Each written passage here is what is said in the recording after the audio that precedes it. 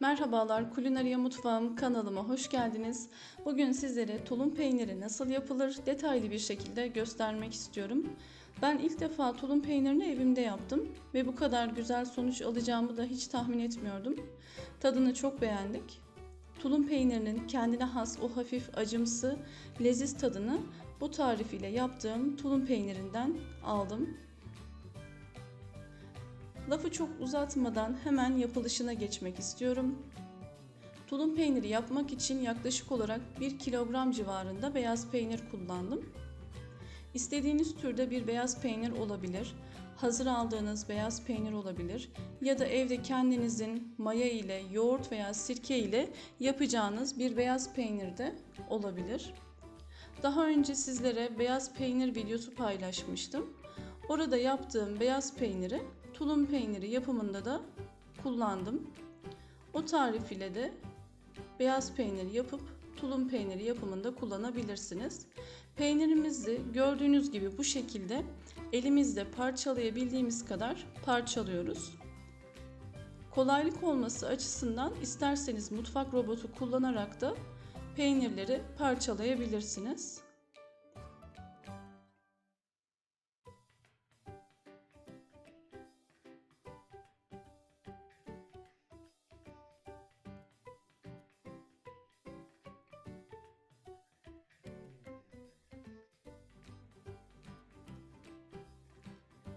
Gördüğünüz gibi peynirlerimiz parçalandı. Şimdi peynirlerimizi bir gün süzmemiz gerekiyor. Böyle bir süzgecin üzerine bir bez koydum ve içerisine peynirlerimi aldım.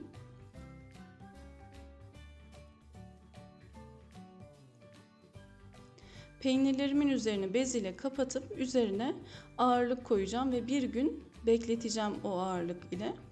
Aslında bir günün sonunda çıkan herhangi bir su olmayacak.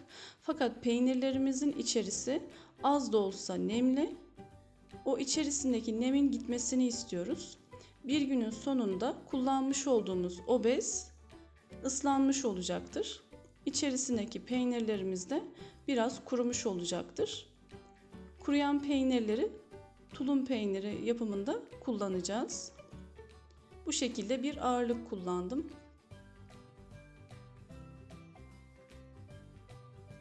Ve bir gün bu şekilde beklettim.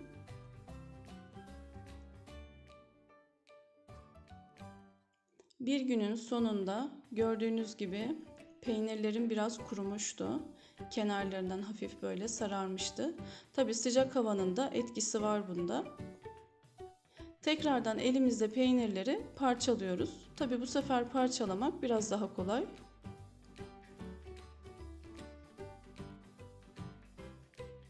Peynirlerim düne göre biraz daha kurumuştu. Yağlı bir tulum peyniri elde etmek istiyorum. Bunun için içerisine ev yapımı tereyağı ekledim. 100 gram kadar tereyağı eklememiz yeterli olur. Ben tulum peynirini çörek otlu seviyorum. O yüzden çörek otlu ekledim.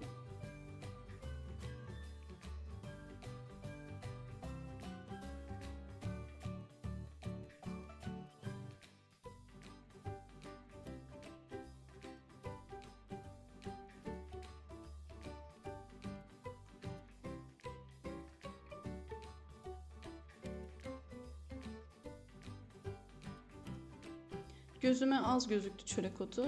Biraz daha ekledim içerisine.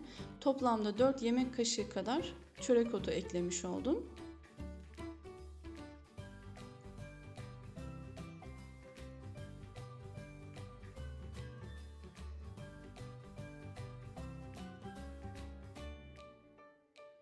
Kullanmış olduğum peynirimin içinde tuz miktarı oldukça azdı. Bunun için 2 yemek kaşığına yakın iyotsuz tuz kullandım. Siz kullanacağınız peynirin tuzuna göre tuz miktarını kendiniz de ayarlayabilirsiniz. Eklemiş olduğumuz malzemelerin iyice birbirine geçmesi için böyle hamur yoğurur gibi elimizle yoğuruyoruz. İyice karıştırıyoruz.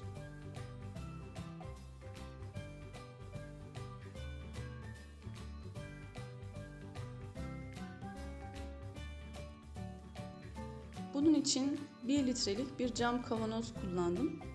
1 kilo peynirimi içerisine alması yeterli oldu bu kavanozun. Öncelikle elimle böyle sıkıp kavanozun içerisine attım ve elimle bastırabildiğim kadar bütün gücümle peynirimi bastım. Bunu bu şekilde aşama aşama yapacağız. Yani bütün peyniri koyup bastırmayacağız. Önce bir miktar peynir koyup iyice bastıracağız. Bastırdıktan sonra tekrar bir miktar daha peynir koyup tekrar elimizle bastırabildiğimiz kadar bastırmamız gerekiyor. Burada aralarında boşluk kalmaması çok önemli. Bütün gücümüzle ne kadar bastırırsak o kadar iyi olacaktır. Tabii ki illaki aralarında az da olsa biraz boşluk kalabilir.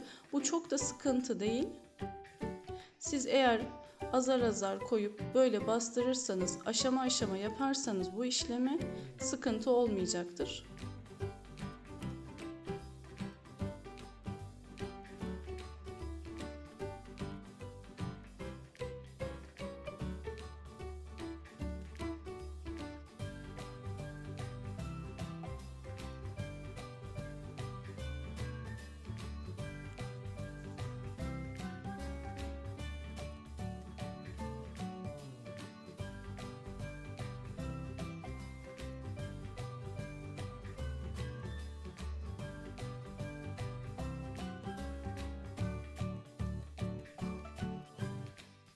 Kavanoz doldukça tabii bastırmak biraz daha zor olabiliyor.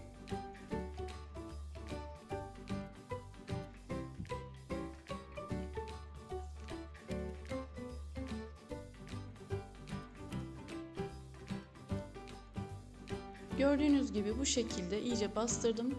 Çok az da açıklık olabilir. Bu çok da dediğim gibi sıkıntı değil.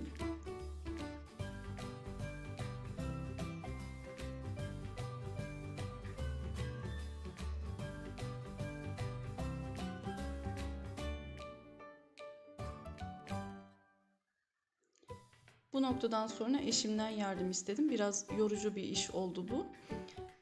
Burada bardak ile bastırabilirsiniz. Bastırabildiğiniz kadar peynirlerimizi bardak yardımı ile bastırıyoruz iyice.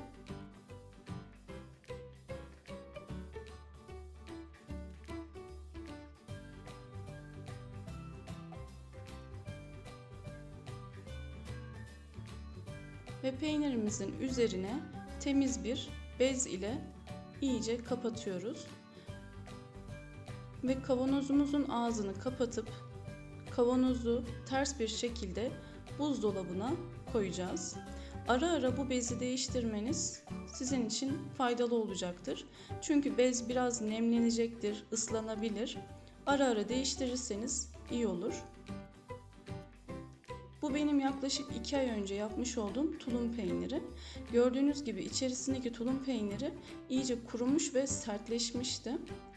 Ben bu videoyu paylaşmadan önce kendim deneyip sonucunu görmek istedim. Ve sonuç olumlu olunca sizinle hemen videosunda paylaşmak istedim. Sonucu bu şekilde oluyor peynirimizin. Göstermek istiyorum. Bakın görüntüsü tam bir tulum peyniri. Emin olun lezzeti de tulum peyniri gibi oldu. Şimdiden yapıp deneyecek olanlara afiyet olsun. Tariflerimden memnunsanız beğenip paylaşmayı, yorum yapmayı ve arkadaşlarınıza tavsiye etmeyi unutmayın. Bir sonraki videoda görüşmek üzere.